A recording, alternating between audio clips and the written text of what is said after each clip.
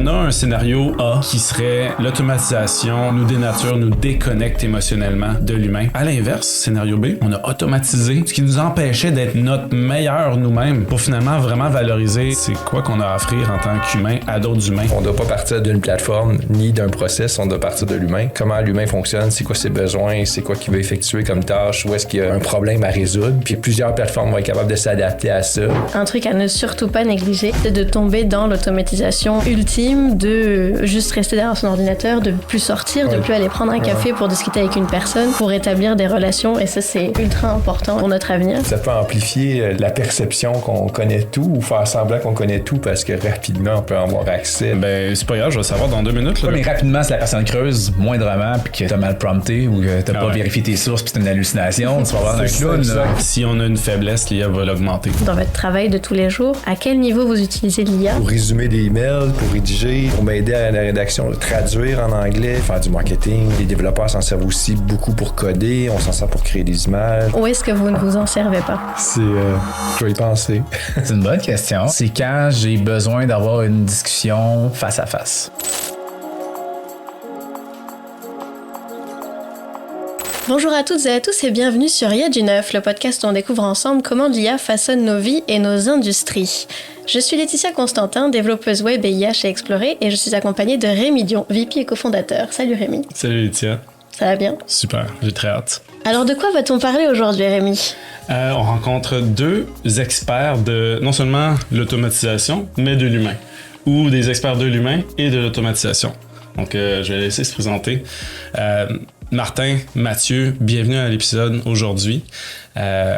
Aujourd'hui, comme à l'habitude, on trouve la place de l'IA où elle se cache dans le quotidien. Puis, on vous a contacté justement parce que on voit que votre rôle et vous connaissez pas avant, mais vos domaines d'expertise se croisent.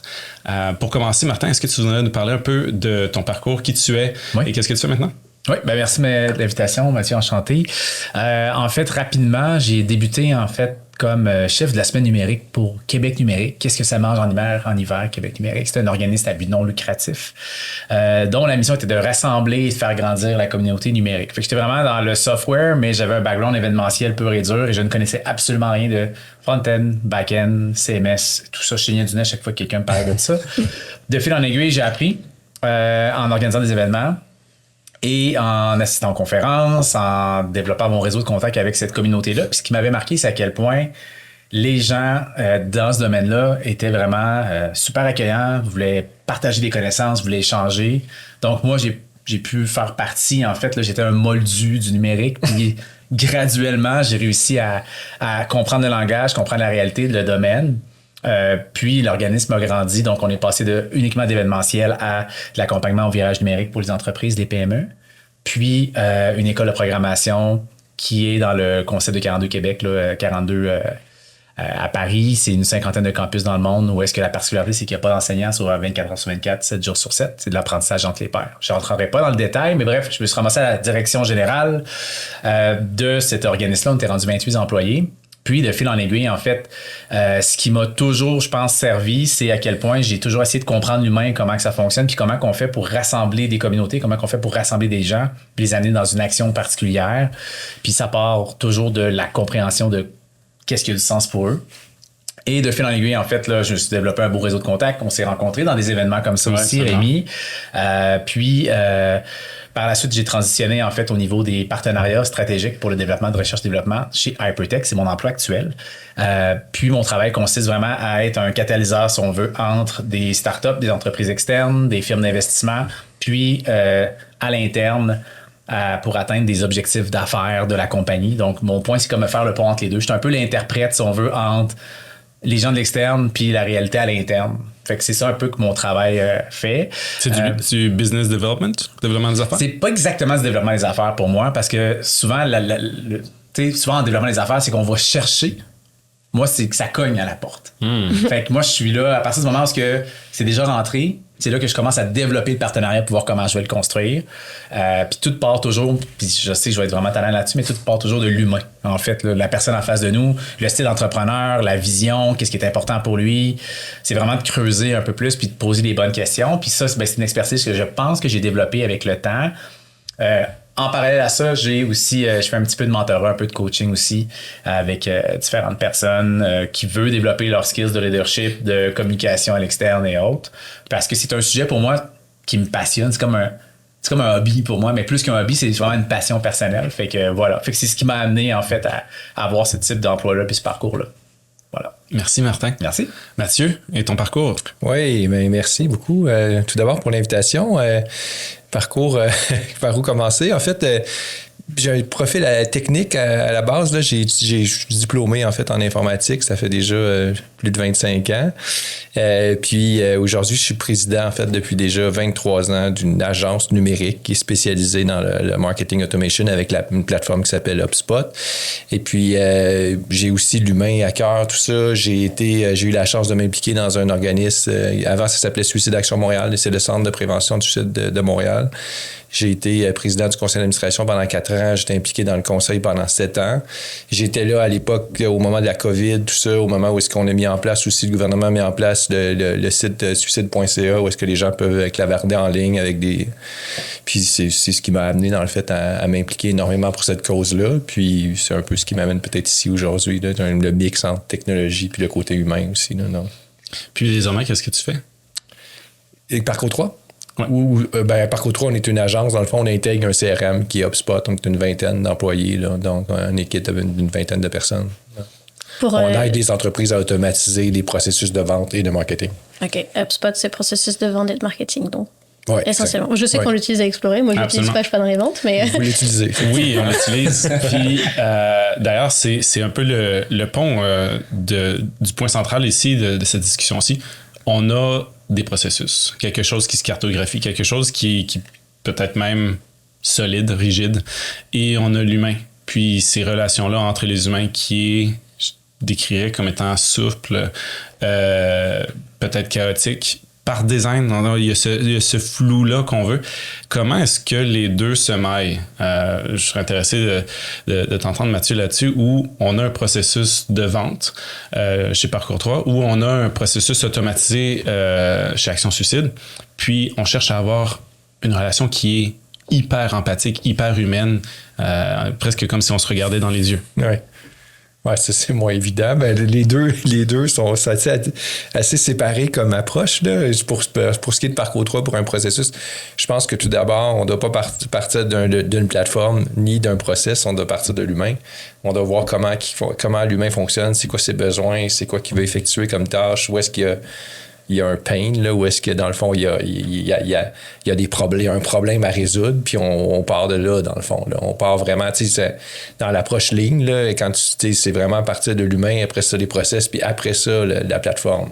Tu peux adapter à peu près, plusieurs plateformes vont être capables de s'adapter à ça.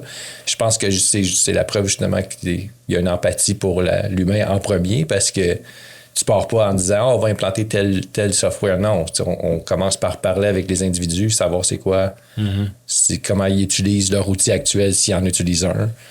C'est quoi leur travail, là, c'est quoi leur objectif. Chez Parcours 3, je peux imaginer que cette relation-là se mette en place parce que vos clients veulent que ce processus-là soit défini. Avec Action Suicide,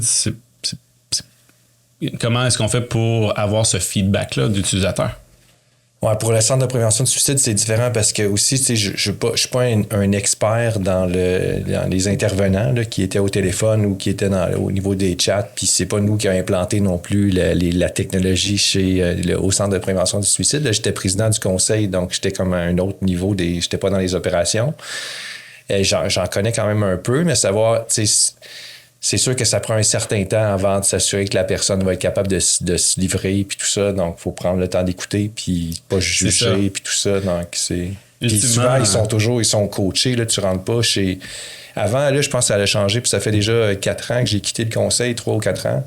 Puis avant, c'était des bénévoles, mais ça prenait, je pense, si je me trompe pas, pratiquement 200 heures de bénévolat ou au moins 50 heures pour faire juste la formation puis l'accompagnement avant de répondre au téléphone. Être exposé à la réalité de ce qui va se passer. Les premiers appels, puis pendant, je pense, les premiers 40 heures, tu avais toujours quelqu'un qui était à côté de toi puis qui était sur l'appel aussi pour intervenir si jamais il arrivait quelque chose.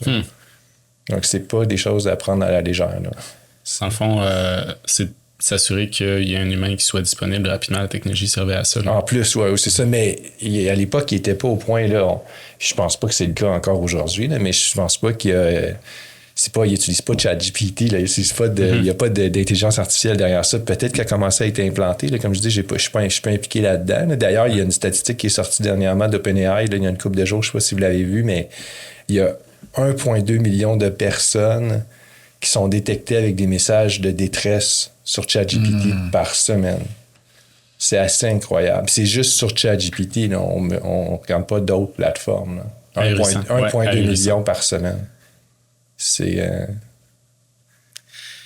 Ce genre d'interaction-là, on le voit ici du côté de la technologie qui nous amène, ou du côté de la disponibilité. Je n'arrête pas de dire technologie, mais en fait, c'est d'avoir un service qui est disponible. Ton côté, Martin, tu es au sein d'une compagnie qui est au centre de la création de centres de données. On parle d'usines énormes, de métal, de GPU, d'ordinateurs, de processeurs. Oui. Mais à la base, toi, ton rôle dans cette organisation-là, ce qui t'a amené là, peut-être par rapport à ton background avant, c'était ta qualité de facilitateur, si je comprends. C'est vrai que c'est les qualités humaines. Puis c'est drôle à dire. Je vais pas me dire je suis un super humain. Ce que je veux dire là-dedans, c'est juste... C'est pas tout le monde qui est à l'aise à poser des questions puis comprendre la personne qui est en face de soi, puis vraiment être capable de voir un peu qu'est-ce qui est important pour elle rapidement. Tu sais, trouver les bonnes questions. Puis ça vient vraiment avec la fameuse écoute active que tout le monde parle, mais qu'on applique peu ou qu'on pourrait plus appliquer. Puis je pense que c'est comme ça. En fait, cet emploi-là, pour faire l'histoire vraiment rapide, c'est que j'ai closé un deal avec mon boss dans le temps que j'étais chez Québec numérique. Puis il a tellement aimé l'approche que quand il a su que je m'en allais, il m'a offert une job. Parce qu'il se disait, tu sais, tu comprends la tech, tu as un bon réseau, mais surtout, ce que je veux, c'est quelqu'un qui est capable de comprendre quelqu'un rapidement, puis pas l'amener à closer, l'amener à comprendre s'il y a quelque chose à faire ensemble ou non rapidement, puis être capable de connecter avec cette personne-là. C'est que, tu sais, je te dirais que 90% des gens avec qui je travaille, que ça finisse avec un deal ou pas de deal du tout, ça finit avec une chose, par exemple, en commun, toujours une bonne relation parce que c'est clair, c'est transparent. On n'est pas dans... Je peux-tu dire des gros mots? Je vais dire des gros mots. On n'est pas dans le bullshit.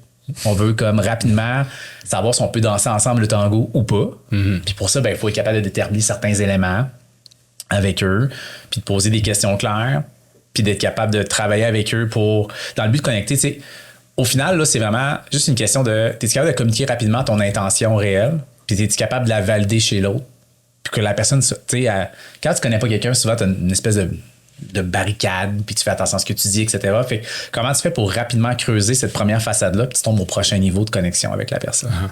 Puis c'est, je te dirais, cet aspect-là qui m'a pas mal aidé dans 90% des relations que j'ai en ce moment. Fait que c'est sûr que l'emploi que j'ai en ce moment, c'est une grosse partie, c'est ça. Parce que surtout qu'on tombe dans le très technique, je l'ai, mon collègue qui est capable de parler le langage technique. Puis j'aurais jamais la prétention... Tu sais, souvent, quand tu travailles avec quelqu'un, il y en a qui sont pas à l'aise de dire « Je comprends pas, tu peux-tu m'expliquer? » Moi, je suis le premier à lever... Moi, je me considère comme l'ultra imposteur dans tout ce qui touche la tech. Fait qu'à chaque fois, je suis comme, si tu me dis un terme, puis là, tu me dis, tu sais, avec un visage de... Tu sais, je te fais un acronyme quelconque, là. Tu sais, un CRM, tu sais. Ah ouais, un CRM. Je sais pas c'est quoi un CRM, je vais le lui moi-même. Tu peux-tu m'expliquer? Je comprends pas. Puis ça se déstabilise certaines personnes parce qu'il y a comme dans un certain domaine, on voudrait qu'il faut que tu montres que tu sais tout.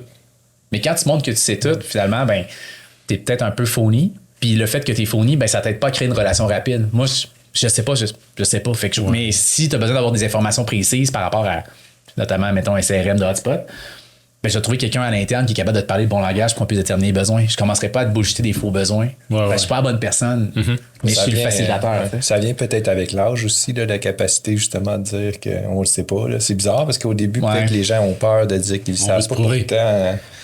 Ou ils essaient de le trouver par eux-mêmes, puis ils vont pas demander d'aide parce qu'ils veulent pas que le monde sache, là, qu'ils apprennent qu'ils ne savaient pas, en fin de compte. Mais c'est tellement normal. Je pense que c'est pas juste dans ton domaine. Là. Je pense que c'est assez généralisé comme. Je pense que c'est comportemental. Je suis d'accord avec toi. Je te dirais, j'ai l'impression que la jeune génération, par contre, est plus ouverte à le dire si on lui donne le droit. C'est ça que j'allais dire. Je pense que c'est important de mettre un environnement puis un contexte dans lequel on rend les gens à l'aise à le dire. T'sais. Parce que c'est sûr que tu peux faire en sorte que tu as un environnement et les valeurs, mettons, dans l'environnement où tu travailles, dans ton travail, en fait. C'est pas valorisé ou tout le monde doit tout savoir. Ou avoir l'air de tout savoir.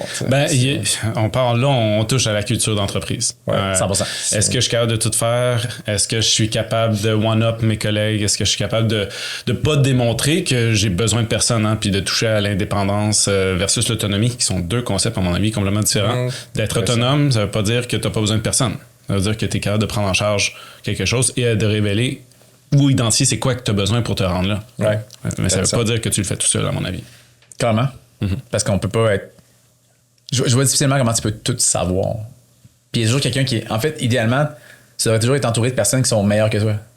À certains points. Puis, je sais que c'est une phrase cliché, là, mais ça reste quand même que quand tu l'appliques pour vrai puis tu l'assumes, tu es à l'aise avec ça, moi, on dit que c'est le fun de travailler avec du monde meilleur que toi. Ça te tire vers le haut? Ben oui. 100%. T'apprends avec eux, puis là, c'est des skill sets. Fait que c'est comme un peu... la question souvent en culture de travail, c'est qui ton go-to?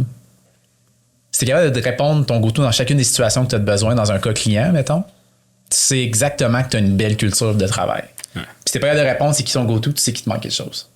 En même temps, l'intelligence artificielle joue un rôle là-dedans aussi. Hein. Ça peut amplifier la perception qu'on connaît tout ou faire semblant qu'on connaît tout parce que rapidement, on peut avoir accès, dans le fond, à la connaissance.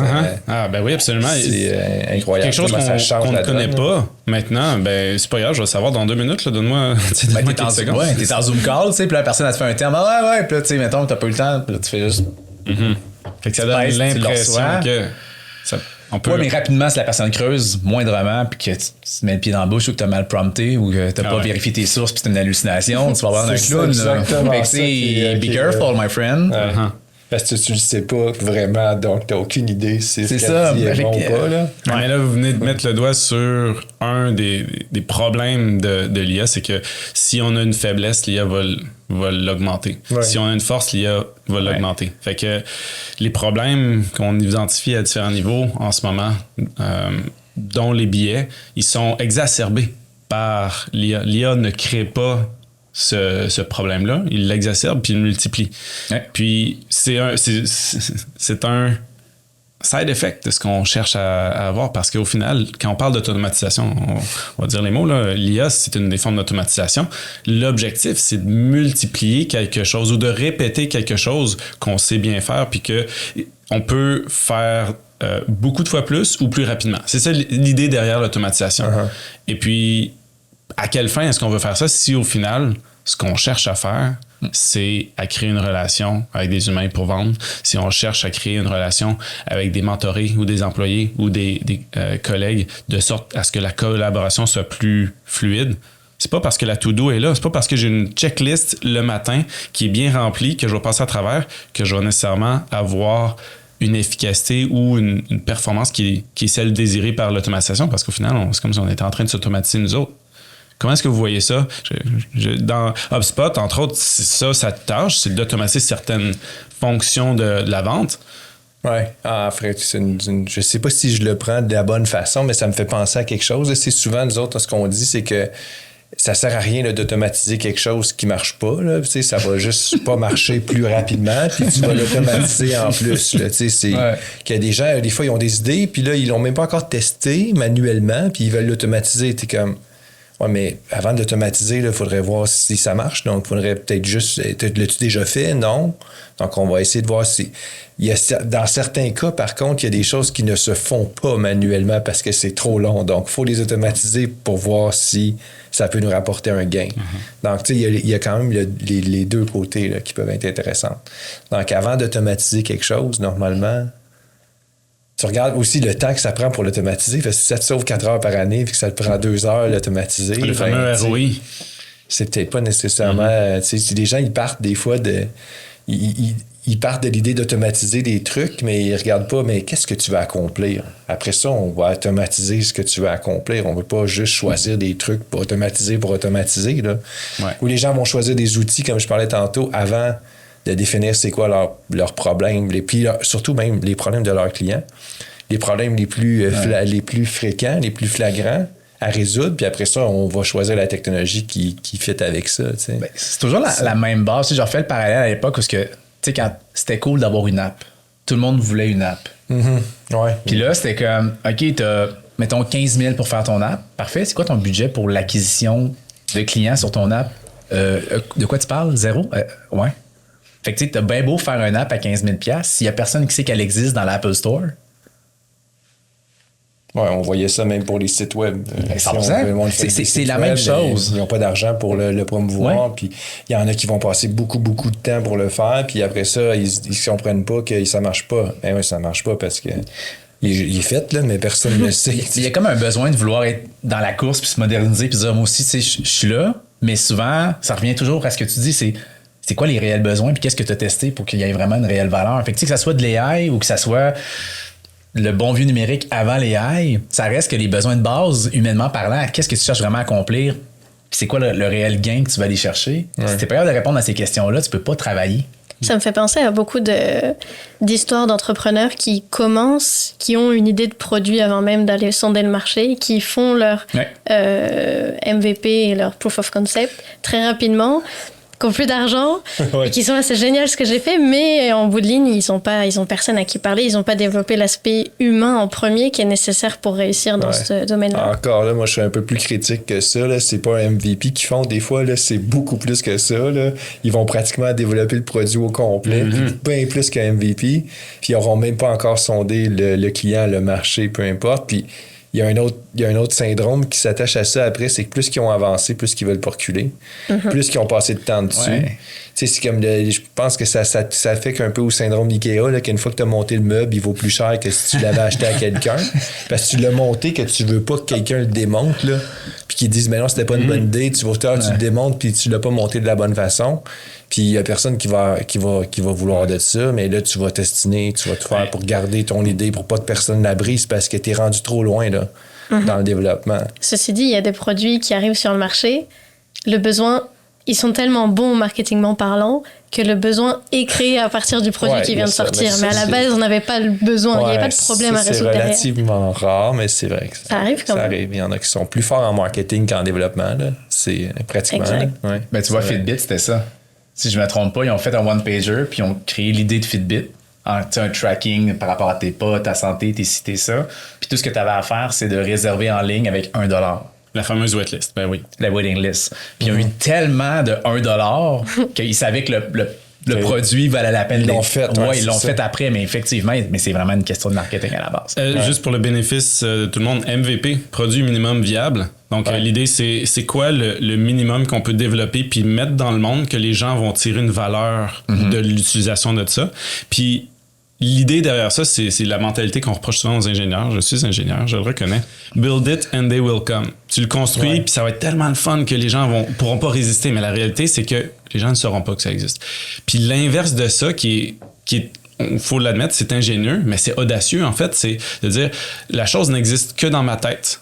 Mais je vais faire comme si ça existait. Puis si ça a suffisamment de traction, ben parfait. J'ai un game plan pour les 3-6 prochains mois de construire ça, puis de blâmer sur le fait que il y a tellement de demandes, tu vas faire partie de la prochaine cohorte, puis finalement, ben c'est pas grave, les gens sont emballés, sont excités. Tu peux repousser la vente de quelque chose si les gens le veulent, mais tu peux pas accélérer quelque chose qui est prêt si les gens ne le connaissent pas. Dans ça. Ouais. C'est vrai, mais ça demande un autre skill set, qui est la vente, qui est être humain. Genre, moi, je suis ingénieur aussi, mais est-ce que je serais capable d'aller vendre un produit que j'ai pas fait? Ça, je suis moins certaine. On le voit dans le produit qu'on développe en ce moment à explorer.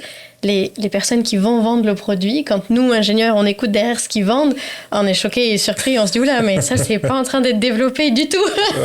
Et ils disent que c'est supposé arriver dans 2 mois. Alors, tous paniquent.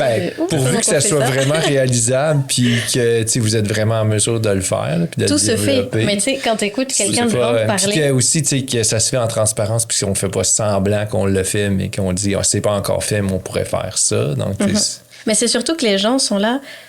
Est-ce que votre outil peut faire ça? Est-ce qu'il va pouvoir faire ça? Puis quand tu es dans la vente, oui, tu réponds oui à toutes les questions.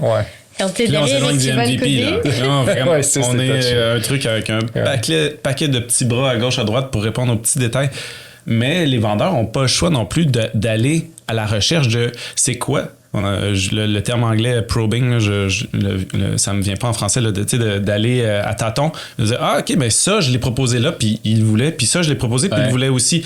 Puis finalement on se dit ah ben ça va être ça notre focus. Mais au début, quand tu fais juste lancer des idées un peu partout, tu cours le risque de lancer des dards dans toutes les directions puis de perdre ton focus. Donc, c'est une danse entre les ingénieurs et les vendeurs. Puis c'est un art aussi de savoir reculer avec élégance. Hey, cette feature-là, je sais que tu la veux. Mais en ce moment, c'est pas ça que tu as le plus besoin. Puis de revenir sur... Donc, ça revient à... On a une relation de confiance qui a été construite vendeur à acheteur. En fait, c'est un conseiller, dans le fond. Ultimement... Moi, ce que je préfère, c'est de dire que la personne... Moi, mettons, quand tu me dis, tu es au développement des affaires, moi, j'essaie juste de créer des conditions facilitantes. Moi, je suis un facilitateur. C'est ça le terme que j'aime utiliser puis dans lequel je me sens pas imposteur, mettons. Parce que tu pourrais me dire, tu es au développement des affaires. Oui, mais non. Je suis pas là pour développer la business, je suis là pour faciliter des collaborations. Puis pour ça, il faut que je trouve les bonnes personnes avec les bonnes questions pour voir où le fit. Tu sais, sûrement que votre équipe de vente, ils posent des questions, ils valident des besoins. Puis selon les besoins, c'est sûr qu'il y a des fois sûrement qui sont un peu enthousiastes, on va dire ça comme ça. Enthousiaste, c'est le cas. Mais ceci dit, ils font un travail incroyable parce qu'ils sont très proches de la façon dont on fonctionne. Il y a une partie vente, une partie product manager, puis ils sont comme ça. C'est-à-dire que quand il va vendre un produit, la veille, ils ont fait une démo, ils savent ce qui est à jour dans le logiciel, donc ils savent ce qui est concrètement présent. Ça, c'est très fort parce que souvent, dans un processus comme ça, t'as le vendeur qui dit oui à beaucoup de choses, puis après ça, il laisse ça à la end of the line. Puis la end of the line, dans votre cas, c'est l'équipe d'ingénierie. Mettons, moi, en événementiel, j'avais une équipe de vente de partenariat privé, puis il avait dit oui à un paquet d'affaires qui est hors standard de la structure qu'on avait. Puis là, rendu à l'événement, c'était comme, ouais, mais ça, j'avais ça dans mon entente. Puis je suis comme, ça sort d'où tout ça? Puis là, je me dis pour livrer ça. Puis quand tu fais le calcul de ton retour de combien ça te coûte en temps et en argent versus combien que le partenaire a payé, souvent, tu étais perdant là-dedans. Fait que cette séquence-là est super importante. Fait que c'est bon que vous la fassiez vraiment. Encore une fois, si on fait un lien avec l'humain, ben vous avez différents humains qui sont capables de collaborer ensemble, qui doivent se parler, communiquer, gérer les attentes. Puis tu pourrais le passer par une IA qui parle avec une autre IA, sauf que qui va vraiment valider l'information puis challenger le workflow? C'est pas des êtres humains entre eux. Exact. C'est difficile à faire, ça. Ouais. Ça me fait penser, dans votre quotidien, actuellement, dans votre travail de tous les jours, à quel niveau vous utilisez l'IA, pourquoi et jusqu'où vous l'utilisez. J'imagine qu'il y a bien une limite où vous dites non, ça je vais le faire moi-même, il y a une raison à ça. J'aimerais bien avoir votre feedback là-dessus. Peut-être que vous allez me dire, on n'utilise pas du tout l'IA dans notre quotidien. On l'utilise beaucoup. Ben, moi, je l'utilise pour résumer des mails, pour rédiger des trucs, pour m'aider à la rédaction, traduire en anglais. Souvent, je vais écrire en français, puis je vais le traduire en anglais, je vais le personnaliser un peu. Les développeurs s'en servent aussi beaucoup pour coder, on s'en sert pour créer des images, on s'en sert pour faire du marketing, on s'en sert pour plein de choses. Là, alors, où est-ce que vous ne vous en servez pas? On s'en sert pas dans nos rencontres avec des humains, là.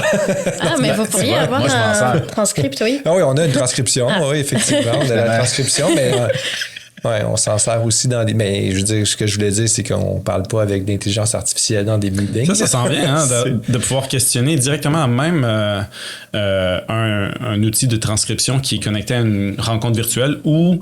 ça, je l'ai pas vu, mais ça pourrait être un téléphone, disons, qui est présent avec nous dans la salle, puis on pourrait le questionner. Hey, qu'est-ce qu'on a dit il y a 10 minutes à propos de ça? Puis l'outil de transcription, verbalement, vient contribuer à la rencontre. Je suis pas surpris que ça existe déjà. Ce que je vois en ce moment, c'est qu'il y a certains outils qui le font en virtuel. Excuse, mais j'ai de la misère à répondre à la question où est-ce qu'on l'utilise pas, là, mais je vais y penser. C'est une bonne question. Honnêtement,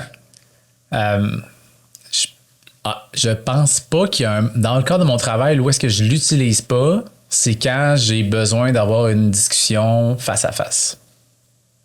C'est le seul moment où est-ce que, tu sais, je serais pas à l'aise de dire, hey, ça, tu sais, mettons en rencontre en ligne, tu utilises un outil de prise de notes, tu demandes la permission si la personne est confortable avec ça, puis c'est correct, parfait, sinon tu l'enlèves.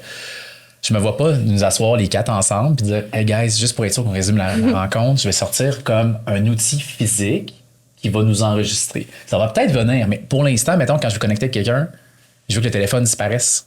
Je suis comme pas confortable de mettre un device puis de dire, hey, by the way, tout ce que tu dis va être Je trouve que ça fait, tu sais, interrogatoire, genre de policier un peu. Je trouve que ça sonne. Je trouve qu'il y a comme une espèce d'aspect de menace, de genre. Puis c'est pas stupide, c'est ironique, parce qu'en ligne, il n'y a aucun problème à le faire. On dirait que vu que tu es en ligne, tout peut se faire en ligne. Mais physiquement, moi, personnellement, j'ai un malaise. Je trouve que ça déconnecte. Mais si je veux dire qu'on fait beaucoup moins de rencontres de vente en personne qu'on en faisait avant, ça serait plus répandu, je pense qu'on le ferait. Puis il y a des outils d'assistants qui permettent d'installer sur une app, sur un téléphone, puis d'enregistrer un meeting. Entre autres, l'espèce de la petite puis il y en a un, là, c'est Firefly ou quelque chose comme ça. Là, il y a une application, puis tu peux enregistrer les meetings. Puis c'est vrai, dans one-on-one avec quelqu'un, je ne commencerai pas à enregistrer avec un employé le meeting, mais des fois, tu sais, le meeting de vente, tantôt, là, on était juste 2, puis on l'a enregistré. Parce que des fois, on oublie des trucs, puis on a la transcription, tout ça. Mais c'est sûr, ce matin, on écoutait une conférence, moi et mon associé, puis je l'ai enregistré. J'ai enregistré juste l'audio, parce que je veux avoir le résumé puis la transcription. Donc, mais en plus, quand on se parlait, on était enregistré aussi. Mais c'est atypique, là, ça n'arrive pas normalement. Tu vois, mettons, ça n'enregistre pas dans des meetings en personne. Dans un 5 à 7 ou dans un événement, là. Mettons, à la fin de l'événement, mettons, je vais rencontrer des gens puis tout, je vais tout noter parce que je sais que c'est frais dans ma tête. Puis là, je vais partir avec un message vocal, je vais tout dire ce qui s'est passé, puis je l'ai prompté en disant comme résume-moi ça pour la journée. Parce que je veux pas perdre. En fait, c'est que, tu l'as mentionné tantôt, ça amplifie un peu qui on est, je vais dire ça comme ça. Fait que ça amplifie autant les bons côtés que les moins bons côtés, mais ça peut aussi les contrecarrer. Exemple, moi, j'ai pas une bonne mémoire des noms. Je suis vraiment pourri avec les noms, mais je me rappelle des contextes. Mais dans 2 jours, rappelle-moi de quoi tu as discuté avec qui, quelle étape que tu aurais à faire. Si je l'ai pas pris en note, je suis mort. Moi, je prends tout en note, tout le temps. À l'écrit? À l'écrit. Tout le temps. J'ai mon Notion, je me suis monté un Notion pour qu'il soit agréable pour mon cerveau, qui existe depuis, puis je le peaufine année après année, parce que Notion, en plus, il arrête pas de rajouter des fonctionnalités au point où je me perds là-dedans, là, pour être honnête. Fait que c'est quand même capoté. Là. Mais tu peux tout faire, oui, mais je veux juste faire ça. Je peux-tu juste que ce soit facile? Tu peux tout faire, effectivement. Fait que j'utilise beaucoup les AI. J'ai pris avec mon iPhone, tu as le bouton Action. Ça part automatiquement l'enregistrement vocal. Fait que je pars vocal juste pour vider ma tête. Puis c'est sûr que je l'ai pris puis que je ne perdrai pas cette information-là pour la suite, pour être capable de faire mes suivis correctement ou des trucs que je trouve importants. Mais tu sais, je l'utilise après. Fait que, à quel moment je l'utilise pas, c'est quand j'ai une discussion comme on a en ce moment. Vraiment comme... Peut-être plus avec... Mettons, quand c'est avec un collègue, je serais sûrement game de sortir le téléphone parce que c'est dans le but professionnel. Quand c'est avec pas un inconnu, mais quelqu'un qui est pas dans la même organisation que moi, je me garde une certaine réserve parce que je veux que 100% que toute l'attention soit entre nous en ce moment. Mais tu sais, dans des appels, par exemple, des prises de besoin ou des choses comme ça, là, si on en ferait plus souvent en personne, je pense qu'on aurait tout avantage à les enregistrer. Oh, tellement. Parce que des fois, on oublie des trucs super importants. Puis même au début de l'entreprise, moi et mon associé, on avait acheté un enregistreur pour enregistrer des meetings parce qu'on était sorti d'un meeting super important avec Simons, d'ailleurs, à Québec. Puis on s'était stiné sur qu'est-ce qu'on avait compris. Puis que la prochaine fois, on enregistre. Là, comme ça, ça c'est fascinant parce que vous étiez tous les deux là, puis vous avez sorti avec des conclusions. Juste un bout, là. Oui, mais on peut tous se reconnaître là-dedans. On a tous été là. Puis des fois, tu l'écoutes, puis tu dis, j'ai pas dit ça, puis là, tu t'écoutes, tu dis, oh my God, c'est ça que j'ai dit. Ou c'est vraiment comme compréhensif que quelqu'un a compris ça de ce que j'ai dit. C'est une bonne chose ou une mauvaise chose, ça, qu'on soit rendu maintenant avec des preuves. Regarde, on peut regarder. Puis là, ça, c'était entre vous deux qui étaient présents à la même rencontre. Mais qu'est-ce qui se passe quand dans la chaîne de production d'un document ou d'un outil, il y a des différents intervenants, puis de un, ils ont compris quelque chose, ils l'ont communiqué différemment. Ça a été interprété dans la chaîne différemment. Puis finalement, tu as une perte de message ou tu as un désalignement. Ça arrive tout le temps. Donc, ça, maintenant, on peut pointer le blâme sur où est-ce que ça s'est passé. Pointer le blâme, c'est peut-être... J'aime pas le terme de pointer le blâme, pour être honnête. C'est plus de valider l'apprentissage derrière, pour moi. Dans le sens que si à chaque fois que quelqu'un a dit quelque chose ou quelqu'un a mal interprété ce que le client a dit ou le partenaire, ça vient avec un blâme, qu'est-ce qui va arriver? C'est que tu vas apporter tranquillement, pas vite, une espèce de culture genre du t-shirt blanc. Ce que je veux dire par là, c'est que tu prends plus de risques. Tu es plus hors de tâche. Tout le monde veut être innovant, fait que tout le monde veut faire une sauce à spag, mais personne veut te tâcher son chandail parce que là, tu te fais pointer du doigt. Fait que qu'est-ce que tu fais finalement? Vas-y, fais-la la sauce à spag, c'est comme... T'en achètes une déjà. Fait que personne va oser prendre un risque, personne va oser se commettre.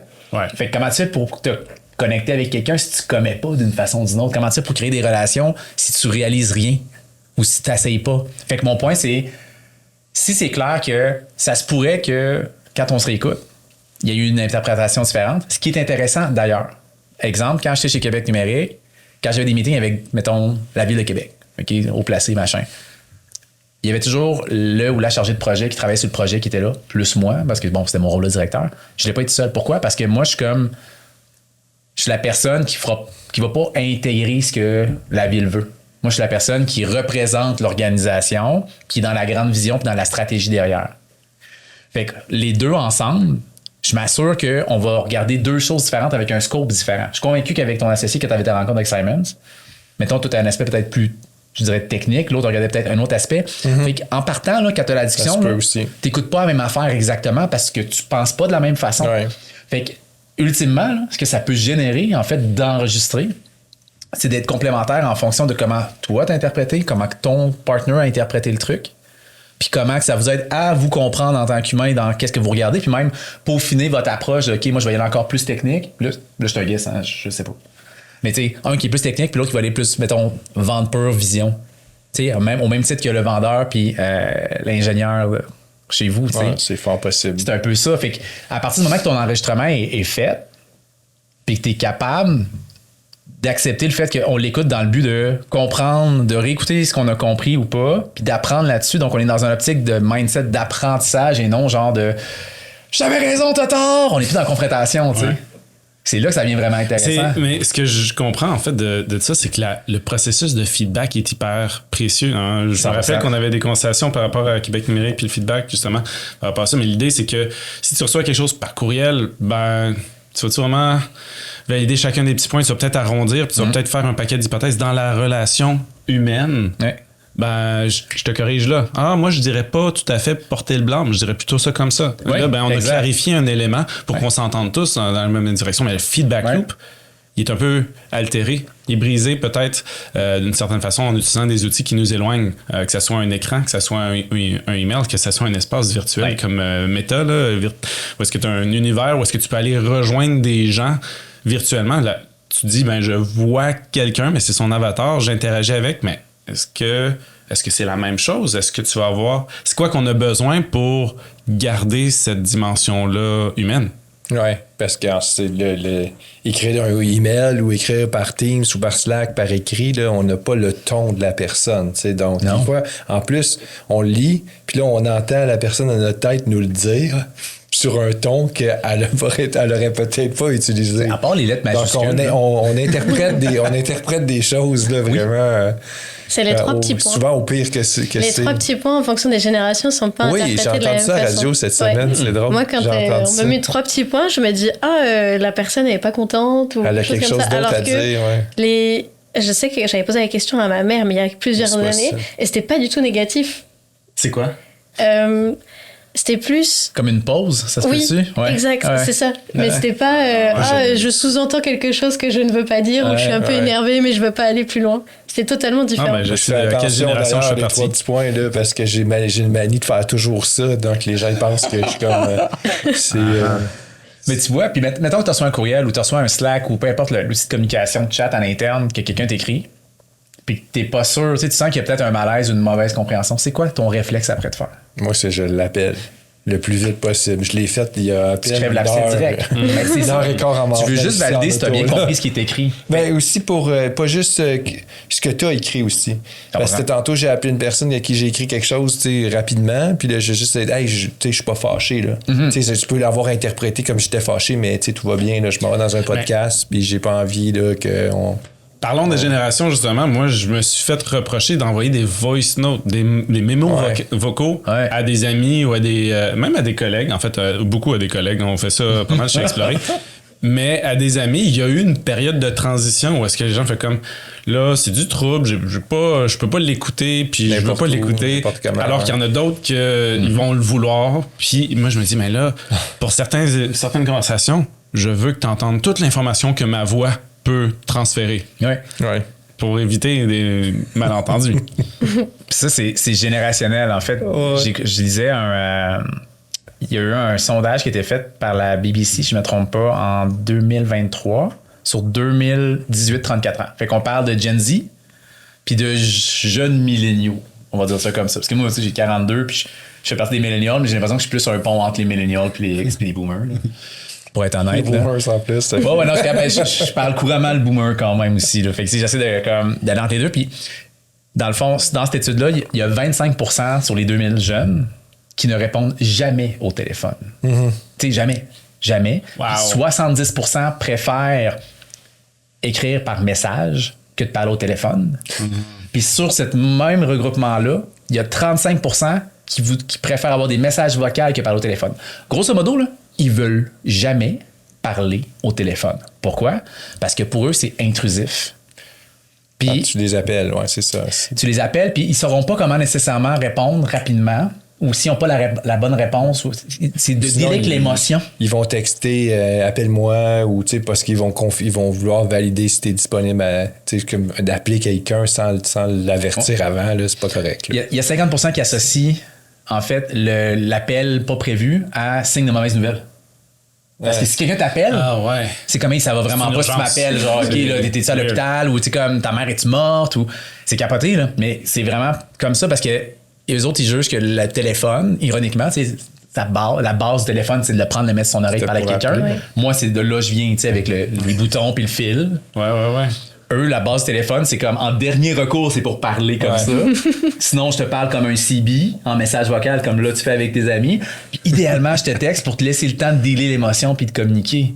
Il y a des jeunes qui ont des téléphones, là, des très jeunes, là, qui n'ont même pas de ligne téléphonique dessus. Là. Ils l'ont juste pour jouer puis pour s'échanger des messages sur Facebook. Là. OK. Snapchat.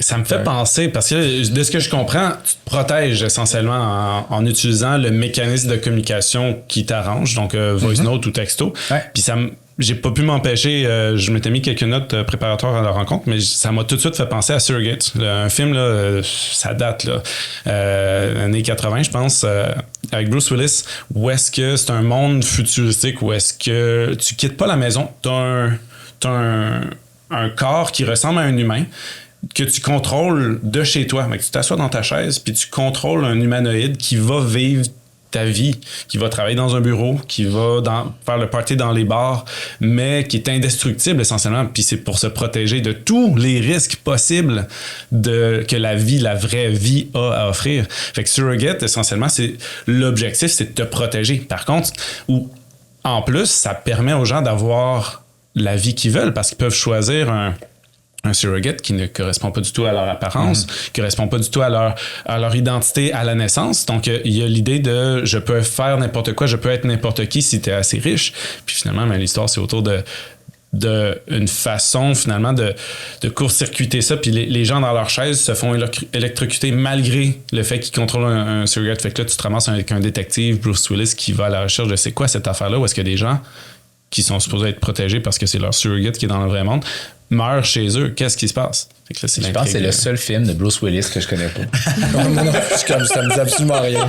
Mais c'est ça, il faut que je le trouve. Moi, je trouve que c'est un bon film parce que ce que je vous ai pas dit aussi, c'est que ça touche énormément à l'aspect manipulation politique également. Fait que là, il y a tout ce spin-là qui est présent. Mais l'idée ici, c'est, OK, on envoie dans le monde quelque chose qui me ressemble ou qui va faire quelque chose pour moi. Fait qu'on retourne dans la thématique de l'automatisation, peut-être. Mais pour me protéger du monde extérieur. Ou, là, moins dans ce film-là, mais ou pour multiplier ce que je serais capable de faire en tant qu'humain. Mais dans l'automatisation, c'est ça l'idée, c'est que je vais passer par un mécanisme qui n'est pas tout à fait moi, mais assez moi pour que je puisse le faire à la volée. Genre répondre à tous mes courriels avec des messages qui ressemblent assez à un message naturel que les gens qui sont intéressés vont répondre. Parce que si ça a l'air d'un message robotisé, ils vont pas répondre. Ils vont dire ça vaut rien. T'sais. Il faut jouer cette ligne-là. Dans un certain sens, on n'est pas si loin, hein, parce qu'il y a des gens sur les médias sociaux, c'est pas leur vraie vie qu'on voit, là, la majorité du temps. Ils n'ont pas envoyé leur humanoïde, mais ils envoient virtuellement, du moins, pas nécessairement la même image. C'est une caricature, en fait, de ce qu'ils veulent projeter, tu sais, ou, tu sais, juste, on a parlé que tu avais des jeunes enfants, moi, mes gars, ils jouent à Fortnite. Fortnite, c'est exactement ça. Fortnite, là. C'est une forme d'expression pour eux. Là, quand ils choisissent tel personnage avec tel soulier, avec tel pack-sac, avec telle arme, dans tel univers. Eux, ce qui trippent le plus, là, c'est pas de jouer puis se tirer dessus ou de créer des boîtes, c'est de s'exprimer au travers d'un persona qui les représente un pour eux. personnage, là, ouais. Ça, c'est quelque chose qui marche beaucoup dans les jeux vidéo. Toute la création, la personnalisation du personnage qu'on va jouer est super importante et c'est ce qui permet l'adoption de beaucoup de jeux aussi. Parce que chacun peut, comme tu dis, exprimer sa personnalité d'une certaine façon, quelque chose qu'il ne ferait pas en vrai et le ferait à travers le jeu vidéo. Créer une identité. Ouais. Puis là, on vient à ton deuxième film dont tu nous parlais en off, ce qui était Ready Player One. Oui, parce que... qui est typiquement ça. C'est exactement ça. Tu choisis toutes tes fonctionnalités, puis tu vis ta vie dans un univers virtuel. Là, tu pousses le concept de surrogate encore plus loin. Tu vas travailler dans un monde virtuel. Ouais. Puis la vraie vie, ben, c'est potentiellement un paquet de bidonvilles. C'était le fameux métavers, là, il y a une couple d'années, là, qui pense qu'il était censé changer le monde. Là. Est-ce que vous l'avez vu, le film Ready Player One? Non. Oui. Moi, je l'ai pas vu. Je te le recommande. Bon film. Parce que, de un, c'est un narratif engageant, mais de deux, ça t'amène à te dire, ah, OK, tiens, si on pousse l'enveloppe assez loin, est-ce qu'on se rendrait là? Puis il y a le concept de richesse concentrée, puis c'est quoi le travail? C'est quoi que de faire du travail? Finalement, la valeur, elle est à travers... Passe du temps là pour que tu vois de la publicité, pour que finalement, tu sais, l'argent va circuler à travers juste le fait que tu passes du temps à un endroit où est-ce qu'il y a des gens qui payent pour de la publicité, pour que tu achètes des choses. C'est très Black Mirror comme concept. Ouais. Mais ça fait penser à Westworld aussi. Ben, la Westworld, les gens n'ont pas trop apprécié les dernières saisons, là, la troisième puis la quatrième, mais tu sais, que le gars, les gens savent d'avance comment ils vont mourir là, avec l'intelligence artificielle, tout ça, est capable, avec l'algorithme, de savoir comment ça va finir. Puis ils savent là, sur leur téléphone, ça, ils savent quand est-ce que ça va arriver, tout ça, c'est un peu poussé par les cheveux. Ils savent-tu de leur plein gré ou... Ouais. Je pense qu'ils peuvent le savoir ou pas. Là, je me souviens plus trop. Okay. Là, je pense qu'ils peuvent y accéder s'ils veulent le savoir, mais c'est comme si leur vie est déjà écrite là, parce que c'est poussé. Ouais. C'est poussé. L'idée. Vas-y. Moi, j'allais juste revenir sur la partie humaine, à l'ère où on automatise beaucoup de choses, justement. On parle de ce qu'on ne peut pas automatiser, qui est généralement la relation humaine. Puis ça m'amène à une étude que j'ai vue il n'y a pas très longtemps, qui vient de Harvard. Une étude qui date de 1928 ou 38, qui est super vieille, mais qui a été étudiée pendant 75 ans, 80 ans, qui est une des plus grosses études en termes de timeline, sur lesquelles on suit des personnes. Alors, je crois que c'est que des hommes. En tout cas, initialement, c'était que des hommes qui étaient suivis, parce qu'on était à une époque essentiellement masculine. Et c'est pour voir, c'était quoi ce qui prévoyaient de devenir plus tard, qu'est-ce que pour eux était le bonheur. Donc, quand ils sont jeunes, ils répondent d'être riches ou d'être connus. Puis, à la fin de l'étude, quand ils ont 90 ans, quelque chose comme ça, ils reposent les mêmes questions, puis ils ont suivi tout du long de leur vie. Et ils se sont rendus compte que c'était pas d'avoir du cholestérol à 50 ans qui changeait la donne, mais les relations. À quel point les relations humaines te permettaient de vivre en bonne santé et plus longtemps. Et il dit, la conclusion de l'étude, c'est que la solitude tue. Littéralement, c'est ça sa conclusion. Il y a plusieurs études là-dessus par rapport au fait que oui, tu as l'alimentation, l'activité physique. Je pense qu'il y a un documentaire sur Netflix qui s'appelle La ligne bleue, si je ne me trompe pas. Puis, dans le fond, dans le documentaire, c'est que la personne va voir dans toutes les villes du monde où il y a le plus de centenaires. Puis, essayer de trouver les corrélations entre qu'est-ce qui fait que les gens vivent aussi longtemps. Puis, c'est toujours le fait, l'aspect social là, est hyper présent.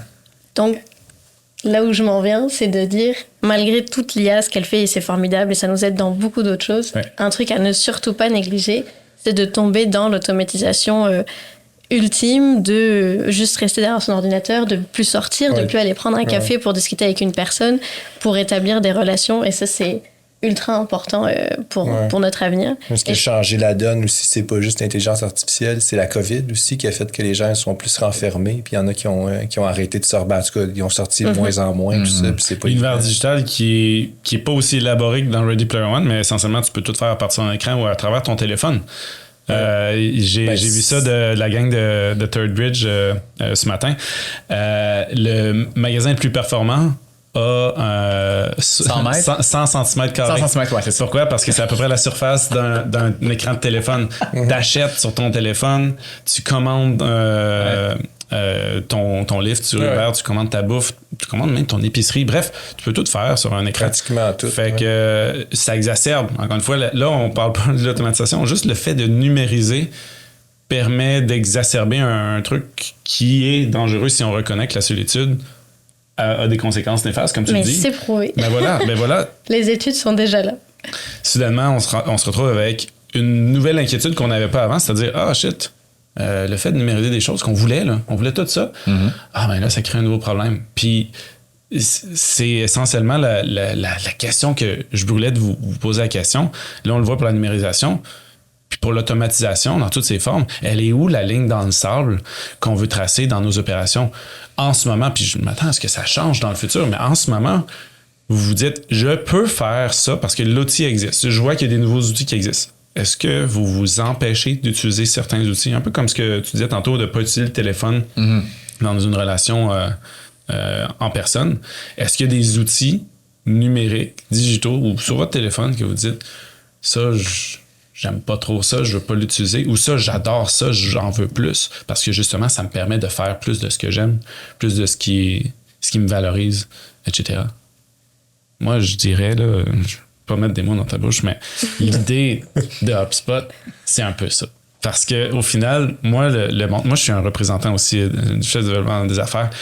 On utilise HubSpot pas pour que toutes nos échanges soient automatisés, mais pour que on puisse s'assurer que quand on a une conversation à faire, on puisse le faire à temps.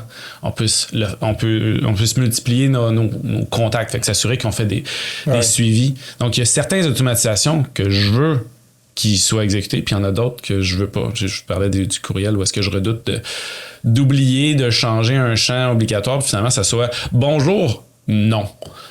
Vous avez finalement la personne voit très clairement que c'est un message automatisé. C'est ça. Moi, je fais bien attention aussi aux messages automatisés parce que, mettons que là, j'ai une automatisation qui va t'envoyer un courriel en ce moment. Là, donc, c'est là où est-ce que tu peux te faire prendre un peu parce que il y a des trucs qui peuvent être automatisés, puis tu connais trop la personne, tu y as parlé hier, puis évidemment, le message, il sera pas personnalisé selon ce que tu y as dit. Donc, puisque tu sais que c'est pas évident de nécessiter, il faut pas que tu le déploies trop largement, là, trop, parce que ça peut être dangereux, parce que en même temps, c'est peut-être pas si grave que ça, mais il y en a qui automatisent des parce que c'est pas évident de faire en sorte que tu t'assures de contacter des gens que tu connais pas. Si tu personnalises ton approche peut être automatisée, ça va, mais quand ça rentre dans des contacts, dans des clients, que tu connais déjà, c'est un peu étrange, là, surtout le contexte, où est-ce que...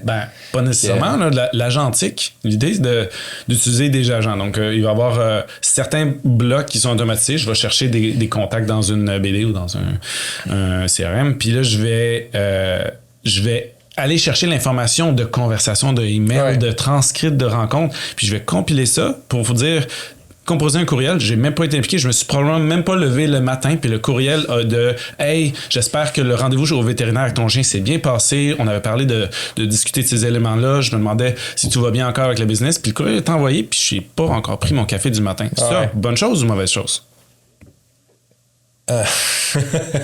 Dans la majorité du temps, là, ça peut être quand même bien, mais dans certains moments, c'est peut-être pas ça dépend de ton niveau d'amitié, je dirais, avec la personne, parce que sinon, c'est un peu étrange. Là, moi, mettons que j'ai un chum avec qui je parle, c'est un ami, là, je peux aller souper avec lui, avec ses enfants, puis là, il a reçu un courriel comme ça le lendemain qui est clairement automatisé.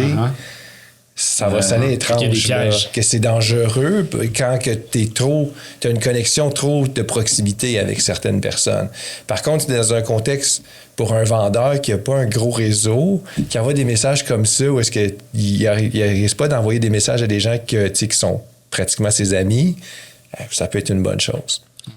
Je trouve c'est pas très dangereux, puis si c'est bien fait, ça peut aller chercher quand même beaucoup d'informations, personnaliser l'approche.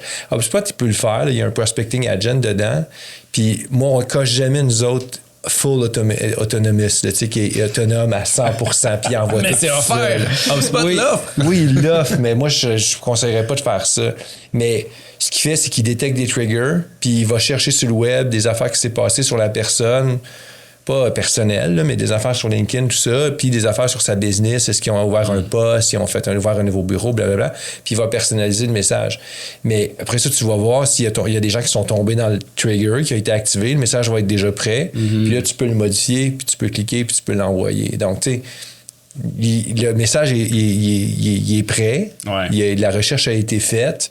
Ça, on le fait, puis on le conseille de le faire. Il y a des erreurs simples comme ce que tu mentionnes. Tu peux le flaguer, tu peux probablement l'identifier. Moi, je me suis fait contacter récemment par un gars qui a fait ses études au Québec. Moi, mon profil LinkedIn, il n'y a que des publications en français, puis il m'écrit en anglais. Ouais. Je comprends c'est quoi qui s'est passé. Là. Je comprends que c'était un message automatisé. Moi, il y en a une autre fois, elle m'écrit un sujet, il est en français, mais elle m'écrit en anglais. C'est comme il y a un bug dans son truc, mais... Moi, je le détecte facilement quand il m'envoie des messages automatisés, même s'ils sont super gros personnalisés, parce qu'il marque le nom de ma compagnie exactement comme il est écrit sur LinkedIn. Puis il n'y a personne qui ferait ça manuellement. Parce que c'est marqué Formerly K3, R3, les anciens noms de la business. Puis personne ne laisserait ça entre parenthèses.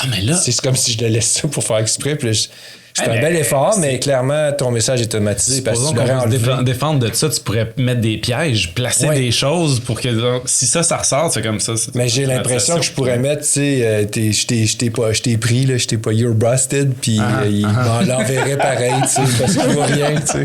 C'est qu'il le voit pas. Puis... Ben moi, je trouve que le danger avec tout ça, là, c'est de trop se fier là-dessus puis qu'on devienne un peu lâche intellectuellement. Ce que je veux dire par là, c'est qu'à un moment, tout peut s'automatiser, tout peut se faire, mais à quel point tu vas mettre ta propre touche qui va vraiment apporter une valeur après. Puis je trouve que c'est ça le défi. Mais tu peux l'entraîner en plus, c'est ça qui est fou. Oui, c'est que tu peux l'entraîner cette petite touche-là pour que... Il va le personnaliser selon comment toi tu serais écrit pour le faire. Oui, au niveau de la com, mais au niveau de comment tu vas faire ton approche. Tu sais, on avait parlé en offset avec François Nadeau, l'entier Nadeau, je pense, de Ça se passe. Puis dans le fond, lui, il voulait reach out un gars super influent dans les startups SaaS dans un certain temps de Montréal pour le faire venir à un événement. Il le connaît pas du tout, mais il a utilisé différents outils pour aller chercher des informations sur lui en deep search, finalement dire, OK, en 2013, il a dit telle affaire à Montréal, il a repris ce code-là. Après ça, il était allé rechercher genre des images de son podcast à lui. Il a écrit un message personnalisé en reprenant la code qu'il a dit. Après ça, il a pris la toune de son podcast, il a pris un autre outil AI pour créer une toune basée sur son podcast puis dire à quel point que c'est le fun de chiller. Tu sais, la personne a reçu le message, là, puis la seule chose qu'elle y a répondu, c'est « Tu m'as fait rire ». Tant d'efforts pour juste une phrase. Oui, sauf que qu'est-ce que ça veut dire? C'est t'as eu mon attention. Parce que le nombre de courriels qu'il reçoit par jour, cette personne-là, c'est peut-être 100, 150. Fait que lui, il a détonné au travers. Il a réussi à trouver la bonne recette. Je ne sais pas à quel point un AI va être en mesure de bien te conseiller là-dessus versus ton processus créatif de comment je fais pour approcher quelqu'un que je connais pas puis d'avoir son attention pendant genre 5 minutes puis que je peux décupler genre mes idées grâce à l'AI. Ça, c'est un truc, la créativité humaine pour l'instant. Il y a des études qui sont en cours et récemment, j'ai plus la date de la dernière, mais il y en a une qui disait que l'IA est excellente sur beaucoup de choses, mais la créativité, un bon humain, parce qu'on s'entend que tout le monde n'est pas équivalent en termes de créativité, pour un même sujet, l'humain va proposer beaucoup plus de choses possibles autour de ce sujet-là, beaucoup plus diversifiées et nouvelles, qu'une IA va être assez vite répétitive et c'est des choses qu'on connaît. Pour l'instant, mais à quel point ça va... Je sais pas. Parce qu'il y a comme une partie... Tu sais, quand tu parlais de ton ami là, avec qui tu parles, puis là, si tu envoies un message comme « Bonjour Mathieu, j'espère que tu vas bien. » Mon rendez-vous chez le dentiste. Puis ça fait super mécanique. On en a même parlé tout à l'heure quand on envoie un message puis on n'est pas sûr comment que ça a été interprété puis qu'on s'appelle pour être sûr que c'est bien interprété. Il y a quand même une émotion derrière qui est interprétée. Puis même si tu dis avec un ton fâché ou avec un ton content puis qu'il apprend à le faire, il y a quand même un... Tu sais, est-ce que Léa t'a posé la question, est-ce que tu as parlé à cette personne hier? Non? Si tu n'as pas posé cette question-là, ça se pourrait que ton message, même s'il est parfaitement écrit comme si c'était toi, ce qui va ressortir dans le message, si tu l'as pas validé derrière, si tu l'as pas peaufiné avec ta personne derrière, ça peut rester awkward. Mais il n'est pas rendu au point, tu sais, oui, il va être capable, c'est facile pour lui de savoir si tu avais rendez-vous avec lui dans ton agenda, là, il va le voir, mais tu sais, il ne sait pas par contre c'est quoi la relation réelle que tu as avec cette personne-là, tu sais, c'est différent, là. Il faudrait que tu Ben, tu pourrais le clarifier, OK, c'est un ami, puis là, dans le fond, il faudrait que tu linkes, là, on parle parler, il faudrait que tu linkes, genre, l'outil d'enregistrement que pendant qu'on s'est parlé en chum, il m'a enregistré pour que finalement, il soit capable de pogner, détecter des tons de voix, puis je sais pas si ils sont rendus là, Oui, je pour pense savoir que oui, l'émotion. mais Puis là, là, comme, là, t'imagines une espèce d'algo, genre, qui calcule tout ça, puis qui dit, tu décris ça de même, c'est exactement comme toi. Ouais. C'est le moment pour plugger qu'on est peut-être dans une simulation. On est rendu à la fin de notre podcast, puis il y a une question que je vais vous poser. Pour wrap up un peu tout ce qu'on vient de toucher. On a un scénario A qui serait l'automatisation nous dénature, nous déconnecte émotionnellement de l'humain. Parce que finalement, on surprocesse, on a du processed food là, de technologie. Puis finalement, on a automatisé tout ce qui était important. Ou, à l'inverse, scénario B, on a automatisé tout ce qui nous permettait, ce qui nous empêchait d'être notre meilleur nous-mêmes pour finalement vraiment valoriser c'est quoi qu'on a à offrir en tant qu'humain à d'autres humains dans le cadre de notre travail, de notre vie habituelle de tous les jours, que ce soit l'un ou l'autre. Est-ce que vous voyez un futur qui va plus vers A et B, puis qu'est-ce que vous pensez qu'on devrait faire pour que ça soit plus B? Ouais, mais là, ça dépend toujours si on est introverti ou extraverti aussi. Là. Quelqu'un d'extraverti va te dire, moi, je veux tout automatiser et passer tout mon temps avec des gens. C'est moi, ça. Puis quelqu'un d'introverti ou un mix des deux, comme moi, peut-être, tu sais, je suis un petit peu plus extraverti, ouais. mais je vais te dire, ben, je veux tout automatiser, mais je vais quand même passer la moitié de mon temps sûrement devant l'ordinateur, puis l'autre moitié avec des gens, là, tu sais, c'est comme... Ou tout seul, tu sais. La solitude tue, mais je pense qu'elle peut aussi être utile pour, à certains moments pour certaines personnes, là. C'est toujours tout seul, non, mais je pense que il y a des gens qui ont besoin d'être seuls aussi de temps en temps, là. Mm-hmm. Donc, ça va, tu sais, c'est bizarre un peu à dire, mais automatiser pour, oui, être plus avec les gens, mais passer du temps aussi à faire ce qu'on aime. Puis c'est pas tout le temps être tout le temps avec plein de monde pour les introvertis. Mais si on parle du comment, parce que c'est un peu ça la question, c'est comment qu'on fait pour aller plus vers B ou plus vers A. Là, bon, tu sais, on est entre les deux, tout dépendant du type de personne, je suis d'accord avec toi. Puis je pense que c'est justement se poser la question, moi, qu'est-ce qui me donne l'énergie puis qu'est-ce qui m'en tire? Puis souvent, c'est basé sur tes valeurs. Fait que basé sur tes valeurs, comment je peux décupler les valeurs qui ont d'importance pour moi, puis comment je peux m'éloigner de tout ce qui me draine du jus par rapport à mes valeurs. Tout simplement. Mais tu sais, c'est juste de... C'est peut-être, ça sonne un peu gourou, là, mais mon point, c'est l'introspection, puis vraiment bien te connaître va t'aider vraiment à faire... Au même titre que quand tu veux instaurer un CRM ou un nouvel outil, puis tu sais pas exactement ce que... Tu sais, si tu l'as jamais testé ou quoi que ce soit, tu sais, de savoir qui a vraiment de l'importance pour moi, puis à quoi j'aspire. Après, c'est quoi les moyens que je peux utiliser pour me rendre là. Mais tout part de ces questions-là au départ, puis d'être clair, puis de les tester, puis de faire un peu un recap de OK, ça a-tu marché, ça m'a-tu donné ce que je voulais, ou genre, je suis complètement dans une autre direction. Tu sais, je voulais tout automatiser parce que moi, je voulais passer plus de temps avec le monde, puis finalement, j'automatise tout. On dirait que je cours après des suivis pour être capable de lire ce que l'autre a écrit. Finalement, ça me donne pas le résultat que je souhaite, mais pas en tout. Fait que, tu sais, c'est la bonne affaire. Non, OK. Mais qu'est-ce qui est important pour moi, c'est de connecter avec des gens. Mais j'ai besoin aussi, moi aussi, d'un moment, j'ai besoin de mon break mental. Ouais. Je suis plus extraverti qu'introverti, mais il y a un moment, je suis comme, il y a trop de monde en même temps avec qui j'ai parlé, j'ai besoin de mon break, mais j'ai quand même besoin des choses d'avance. Fait que, OK. Mais en étant conscient de ça, ben, quel outil peut m'aider à faire ça, de quelle façon, t'sais? Au même titre que moi, je déteste faire des tâches machinales. T'sais, tout ce qui est genre saisie de données. Oui, il y en a qui aiment ça. Ben, ceux qui aiment ça, pour vrai, là, si vous en trouvez une personne comme ça, là, engagez-la puis gardez-la. Là. Puis entraînez-la à comprendre les données puis trouver des principes. Elle va se décupler, elle va devenir un super humain. Il y en a. Oui, il y en a sans doute. Oui. Mais en ce moment, on veut tout automatiser. En tout cas, j'ai sous l'impression que la majorité des gens voudraient tout automatiser, ce qui est automatisable. Mais je pense que ça va, on va le voir dans 2, 3, peut-être dans 4, 5 ans, on ne sait pas dans combien de temps, on va peut-être trouver une limite à ça, puis voir les mauvais côtés, les désavantages de tout automatiser. En ce moment, on est là-dedans. Là. On dirait qu'il y a quand même une vitesse, une urgence de tout automatiser. Là, mais je pense que c'est pas juste moi. C'est le discours de si t'embarques pas dans la parade, tu vas être en retard sur tout le monde, puis c'est exponentiel. C'est plus juste exponentiel, c'est que l'exposant est exponentiel. Ouais. C'est vrai d'une certaine façon. C'est juste comme... Sans doute. Tu sais, pars à la base, prends 2, 3 outils, puis pose-toi les questions de qu'est-ce qui fonctionne pour toi ou pas. Puis déjà là, t'es dans la course. Ça va. Ouais. Si tu veux courir un 42 km puis avoir un pace de 3.5, ben commence juste par courir un 5 puis d'être fier de toi. Déjà là, tu commences à courir. Ça va aller. Ça, c'est pas automatisable, d'ailleurs. Non, pas encore.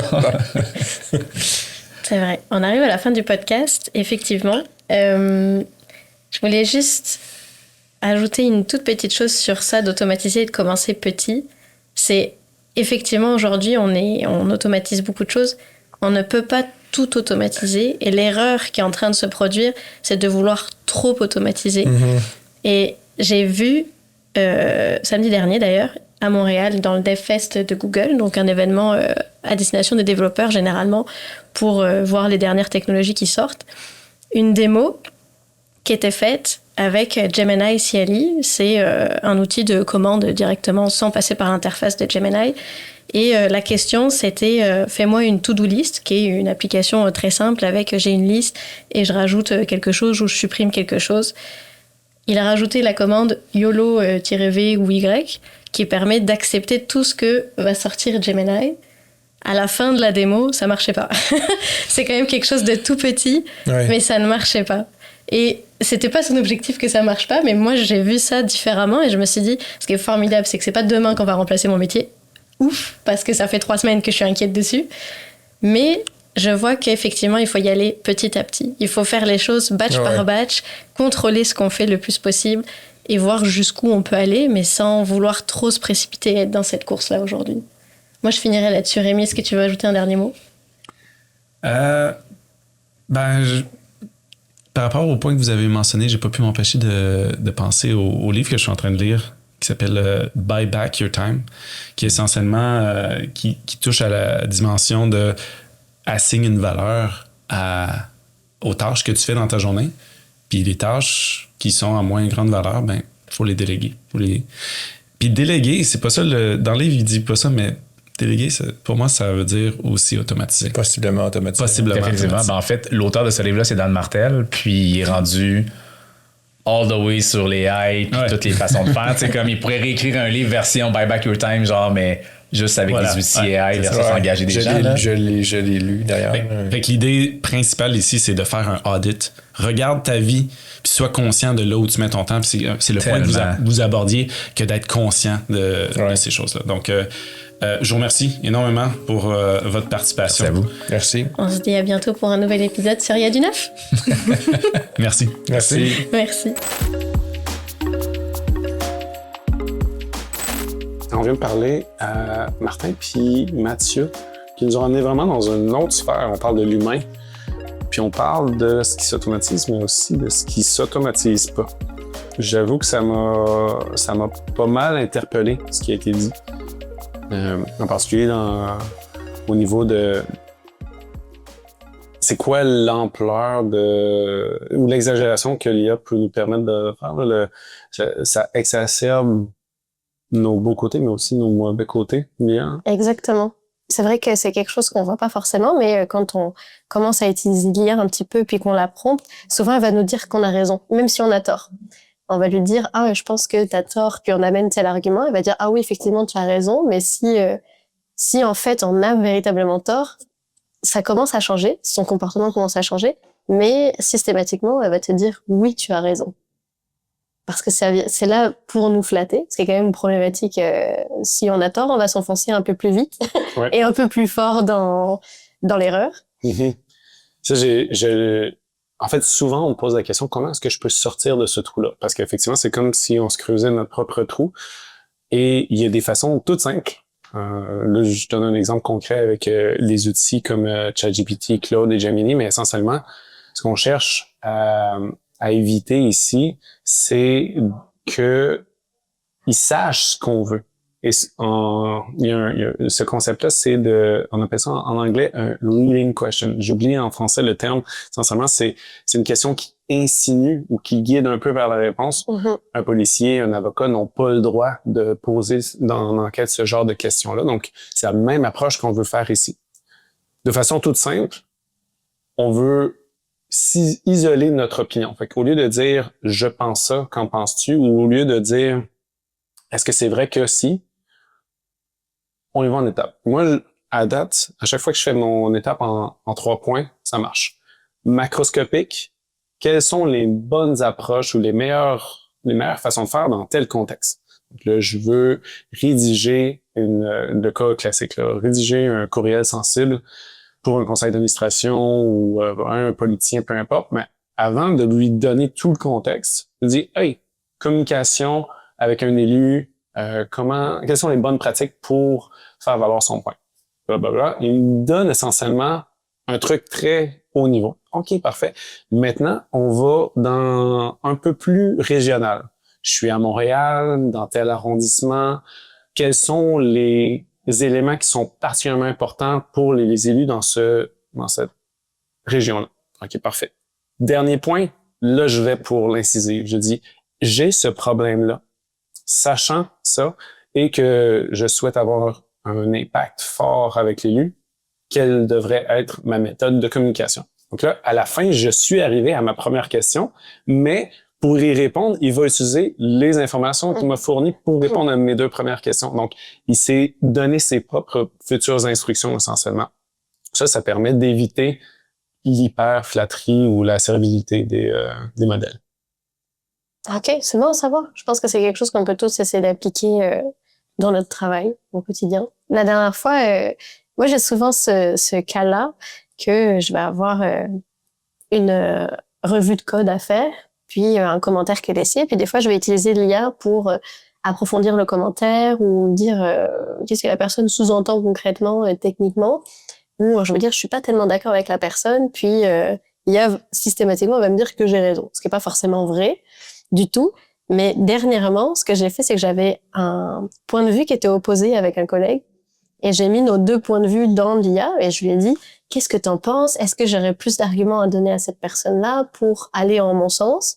Et elle m'a pas dit que j'avais raison. Elle m'a dit qu'on avait deux points de vue qui étaient différents, qui étaient pourtant pas opposés, et que chacun avait ses forces et faiblesses. Puis là, elle m'a donné les forces et les faiblesses de chacun, et est arrivée avec un troisième plan pour essayer de faire en sorte que tout le monde s'y retrouve et qu'on ait le meilleur des deux mondes dans les propositions qui étaient faites. Ça, c'était différent. Mm-hmm. Je sais pas si c'est l'évolution de l'IA ou parce que j'ai amené mon prompting qui était un peu différent. Puis, en fait, l'IA aussi pouvait se reconnaître dans une situation hypothétique où elle ne sait pas à quel sujet, auquel des deux personnes dans cet argument-là, elle est supposée être servile. Oui. Donc, auquel cas, elle fait une évaluation qui est plus neutre. Et c'est ce qu'on souhaite. Donc, il y a des façons de guider vers la neutralité, mais ça reste que il faut toujours remettre en question. Ça, c'est mon motto préféré. Il faut toujours remettre en question. Exactement. Un des autres points dont on a discuté pendant l'épisode, c'est on a beaucoup parlé d'automatisation, puis on l'interchange avec le terme intelligence artificielle, mais c'est vraiment deux concepts qui sont différents. L'automatisation, c'est une ligne qui est déjà toute tracée. On sait où on s'en va. Par exemple, j'ai une personne qui arrive dans l'entreprise, puis je lui envoie un courriel de bienvenue. Ça, c'est nouveau, une nouvelle adresse, le courriel de bienvenue. Il n'y a pas d'incertitude. Mm-hmm. Par contre, l'intelligence artificielle, quand on va l'utiliser, on va rajouter ce côté, on n'est pas certain de la réponse qu'elle va nous sortir. Et ça, c'est très différent. Et on a tendance à se dire, on va mettre de l'IA partout. La réalité, c'est que pas forcément. Il peut y avoir l'automatisation derrière. Un exemple qu'on a, par exemple, dans les estimés sur logiciels sur lesquels on travaille à explorer, on a les deux. Une partie automatisation et une partie IA.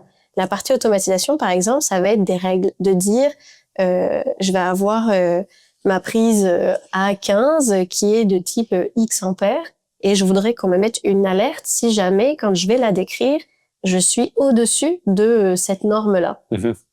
Et c'est littéralement une règle qui va vérifier dans le code si cette condition-là est vérifiée, alors je vais envoyer cette information-là. C'est de l'automatisation. Il n'y a pas de vérification derrière, on est 100% certain de ce que ça a. On est en contrôle du processus. Exact. La partie intelligence artificielle, par exemple, ça va être de reconnaître où sont mes prises dans mon plan.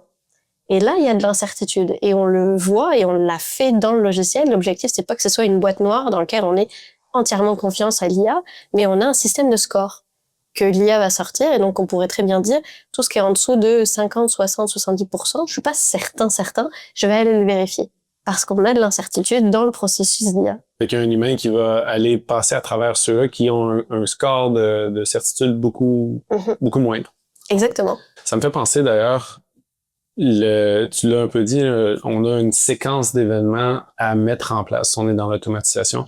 On a interprété une dimension qui a de l'incertitude, fait que là, on tombe là où l'IA excelle. Puis, on peut voir ça. Le mot qui est souvent utilisé, c'est orchestrateur. On l'entend à plusieurs sauces. Donc, essentiellement, on vient mettre différents procédés ensemble. Certains utilisent des séquences prédéfinies, certains utilisent de l'IA. Et puis, la grosse distinction dans ma façon de conceptualiser l'automatisation, c'est que on a des ingrédients, on a des blocs Lego. Allons avec les blocs Lego.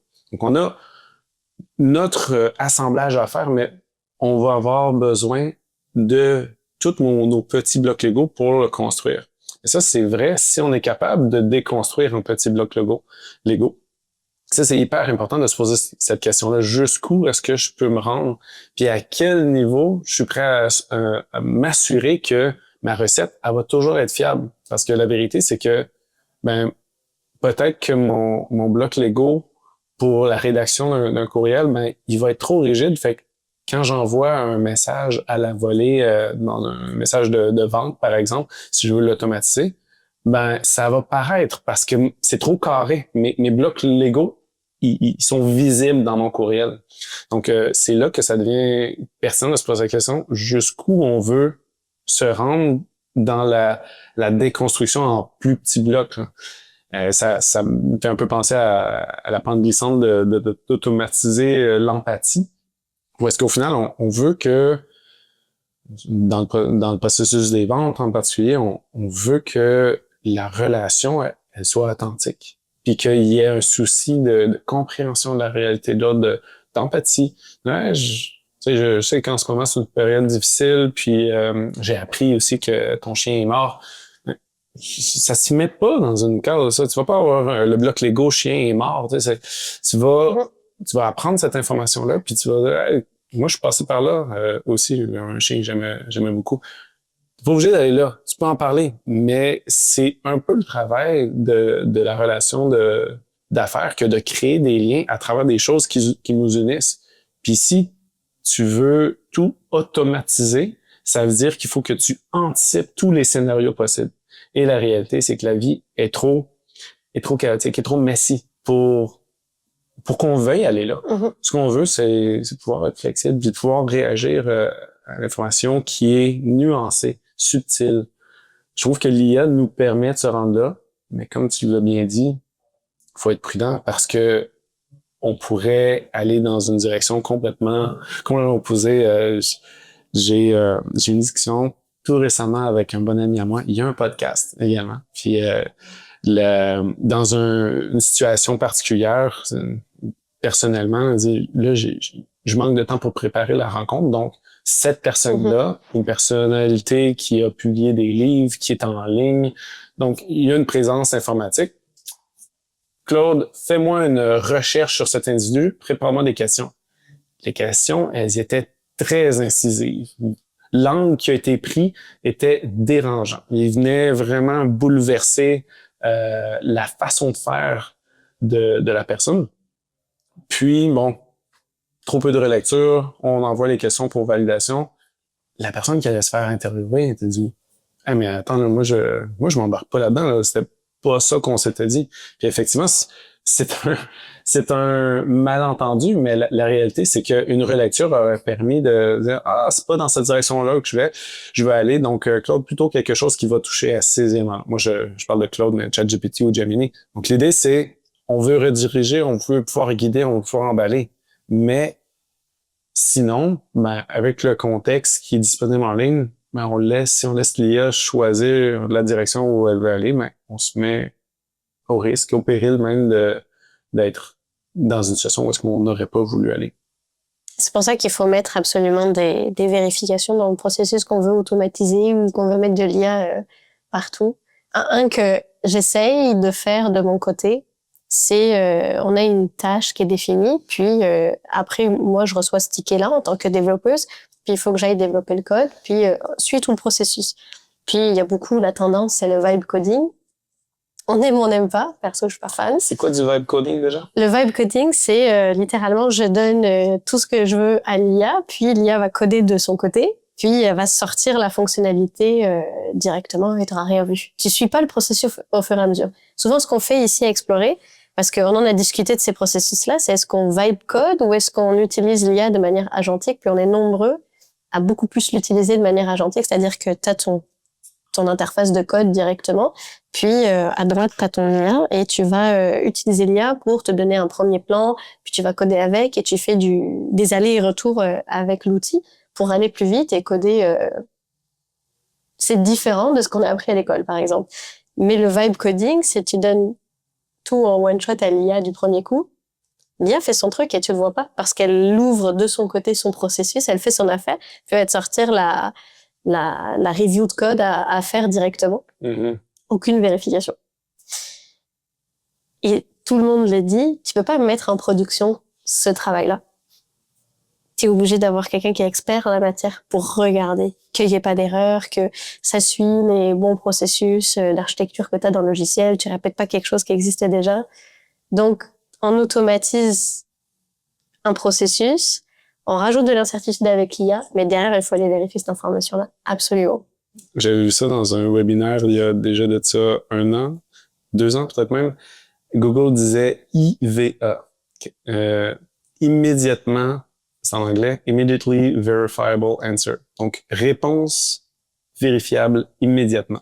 Donc, à la sortie de la requête, il faut avoir les connaissances pour pouvoir juger nous-mêmes est-ce que ça a de l'allure ou d'avoir les outils pour le faire. Donc, moi, je serais pas capable de programmer, par exemple, en Rust ou en C#.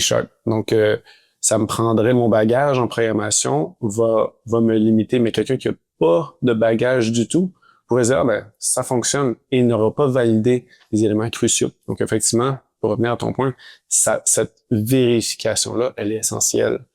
Mais tu vois, ce qui est différent dans le vibe coding, c'est que oui, on se dit, on vérifie quand même l'information à la fin du processus. Oui, mais le processus, il est plus long à vérifier à la fin quand tu as 10, 20, 30 fichiers qui sont changés, X milliers de lignes de code. Allons vérifier ça, c'est beaucoup plus difficile que de le faire au fur et à mesure. Quand tu promptes et que tu fais ton aller-retour, tu dis, OK, là, il m'a changé 4 fichiers, je peux le review, je peux te dire, on s'en va dans la bonne direction, on continue comme ça, c'est quoi la suite? Là, c'est beaucoup plus facile. Même si on vérifie à la fin, ça reste que c'est du gros code, même si l'objectif, c'est de le diviser. Moi, je vois beaucoup de gens, beaucoup. J'ai été à un meet-up, puis une personne m'a dit « j'ai codé ma première ligne de code alors que je ne suis pas développeuse. » J'étais Est-ce que c'est les fichiers à 2500 lignes qui sont immaintenables? Parce que c'est ce qui s'en vient aussi quand la personne n'est pas experte. Ça, oui, on peut aller vérifier le travail, mais on va pas être aussi précis à vérifier un fichier qui fait 2500 lignes que du découpage qu'on aura fait progressif. Ouais. Mais ça, c'est un bon lien vers notre prochain épisode, en fait, parce que là, on parle de vérification, puis on n'est pas des experts, on peut pas être des experts dans tous les domaines, donc il y a des compagnies qui émergent, qui se spécialisent dans ce secteur-là, entre autres dans le milieu de la santé. Donc, pour le prochain épisode, restez à l'affût parce qu'on va toucher à la dimension de la recherche et de la validation médicale. À au prochain épisode. Merci, Rémi.